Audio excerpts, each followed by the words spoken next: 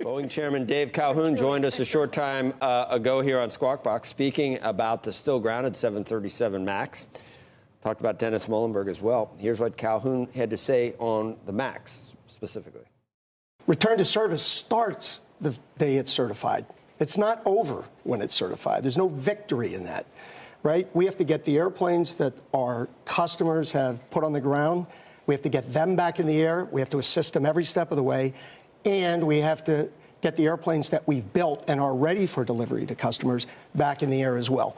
That's a long program. It's at least a year, and it's a tough, important task, and we believe he's up to it.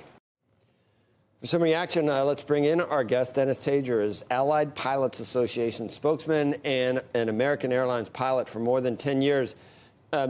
Dennis, how much of the interview did you see? Did you see the complete interview?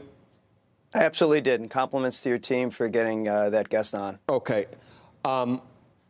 There are a lot of things that you wanted to hear and that you wanted to see some clarity on. I think the key question is whether Boeing and other manufacturers, for competitive reasons and for lack of a better word, don't rush things out without the pilots or engineers or FAA. Just don't try to cut any corners whatsoever in the interest of safety. Do you think that happened this last time, and do you think it will not happen again based on what the chairman said, Dave Calhoun? Well, clearly, using the chairman's words, reform must happen. The system failed everyone in his relationship to the certification process. So it's good to hear him come on record and not conditionalize that. We're with him on that, and we need to see that changed. It did fail. Everyone's acting on their best behavior now. We like what we're seeing, but we're also very aware, particularly after the hearings, that there was even more information that was new to us last week. So we're going to keep focused on this, but last week didn't help. So simulator training, pilot training, it's all expensive. If it had been done even with faulty single sensors, could these have been, these incidents, these tragic incidents, could that have been averted? Well, we'll never know. I mean, Boeing, in clear evidence in the emails, they requested the FAA take all the information out of pilot manuals and pilot training.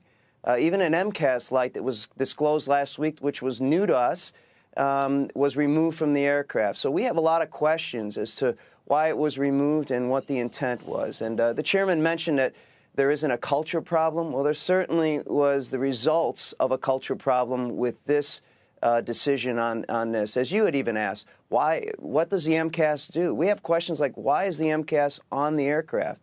Is it for pilot preferences, or is it for a safety issue that they found? So those questions are being answered, but they're a little bit slow in the stream. Okay, so new software, 2 sensors, additional pilot training. You put all that together, and should every flyer that walks on a 737, when it's finally in the air again, every flyer that walks on should have no recriminations whatsoever about getting on that plane at this point?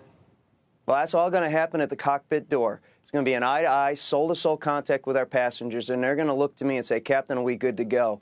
And my crew, we will not say that unless we are convinced and we are appropriately trained for this MCAS fix, as it would be. What's your timeline on this? I mean, unfortunately, there is a bit of an urgency among carriers, Boeing, and everyone involved to get this happening as quickly as possible. Should we hope it takes longer, just to make sure? Or should we hope that that we can, face this even sooner rather than later? Well, that's a toxic thing in the cockpit. Rush to comply is something that usually leads to some very dark results. So pilots are trained in that, and we encourage everyone to rush to comply.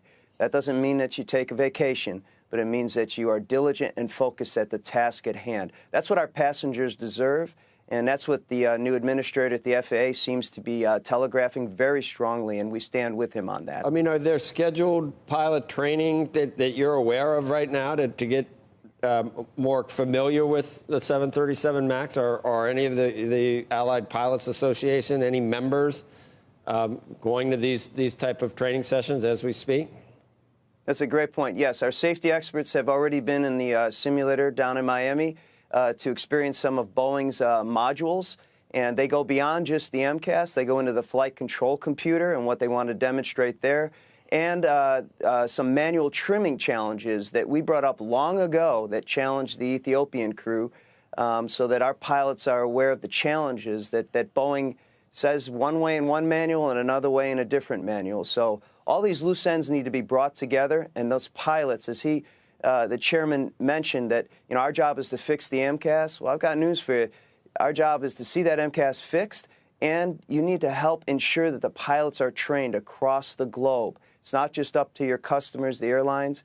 It's de-risking of your enterprise to ensure that the operators protect that asset and the passengers that are on board.